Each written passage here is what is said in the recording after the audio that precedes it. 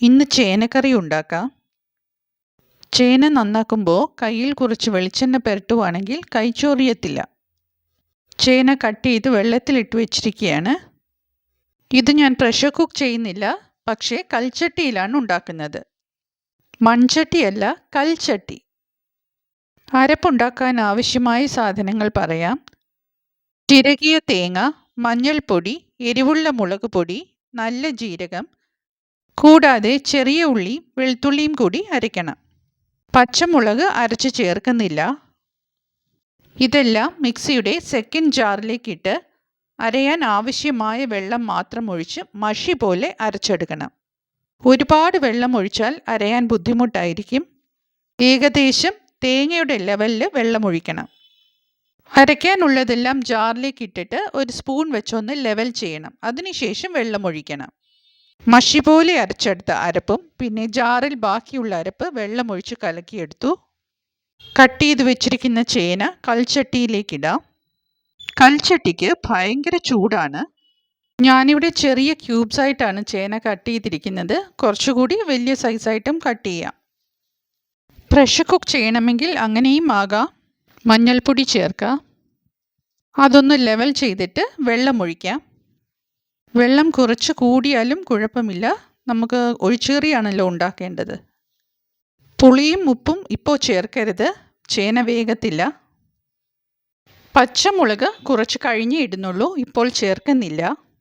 തിളച്ച് കഴിഞ്ഞ് അതൊന്ന് അടച്ച് വയ്ക്കാം. കൽച്ചട്ടി ആയതുകൊണ്ട് പെട്ടെന്ന് വേകും. ഒരു 7-8 മിനിറ്റ് കഴിഞ്ഞ് ഓപ്പൺ ചെയ്യാം.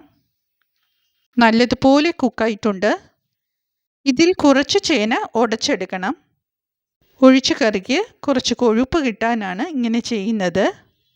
അതിനുശേഷം പുളിവെള്ളം ഒഴിക്കാം. ഒരു ലെമൺ സൈസിൽ പുളിയാണ് എടുത്തിരിക്കുന്നത്. വാളൻ പുളി കുറച്ച് വെള്ളത്തിൽ കലക്കി കരട് വീഴാതെ അതിലേക്ക് ഒഴിക്കണം. ചില വാളൻ പുളിക്ക് ഒരു മധുരമുണ്ട്, അതല്ല ഇതിലേക്ക് ഒഴിക്കേണ്ടത്. സാധാരണ വാളൻ പുളി എടുക്കേണ്ടത്. ആവശ്യമായ ഉപ്പ് കൂടി ചേർക്കാം. ഒന്ന് മിക്സ് ചെയ്യാം. അതിനുശേഷം അടച്ചു വെച്ച് ഒരു 3 മിനിറ്റ് നേരത്തേക്ക് കൂടി വേവിക്കണം. അപ്പോഴേക്കും ആ പീസസിലൊക്കെ ഉപ്പും പുളിയും നല്ലതുപോലെ പിടിച്ചിരിക്കും. അതവിടെ സാവകാശം ഇരുന്ന് വേകട്ടെ. അതിനുശേഷം അതൊന്നുകൂടി ഓപ്പൺ ചെയ്യാം. ഇനി അരച്ചു വെച്ചിരിക്കുന്ന അരപ്പ് അതിലേക്കിടാം. നേരത്തെ മിക്സി ജാറിൽ വെള്ളം ഒഴിച്ച് കലക്കി വെച്ചിട്ടില്ലേ, അത് ഇതിലേക്ക് ഒഴിച്ച് ഒന്നുകൂടി കലക്കിയെടുക്കുക. അതിനുശേഷം കൽച്ചട്ടിയിലേക്ക് ഒഴിക്കാം. ഇനി ഇത് തുടർച്ചയായി ഇളക്കി കൊടുത്ത് ചൂടാക്കണം. ഉപ്പ് കൂടുതൽ വേണമെന്ന് തോന്നിയാൽ ഇപ്പോൾ ചേർക്കണം.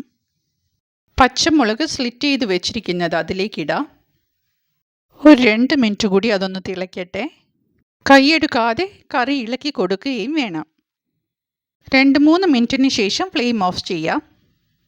ഇനി വെളിച്ചെണ്ണയിൽ വറവ് തയ്യാറാക്കാം. വറവ് തയ്യാറാക്കുമ്പോൾ കരിഞ്ഞു പോകാതെ ശ്രദ്ധിക്കണം. ഇനി അത് കറിയിലേക്ക് ഒഴിക്കാം. അതിനുശേഷം ഒന്ന് സ്പ്രെഡ് ചെയ്യാം.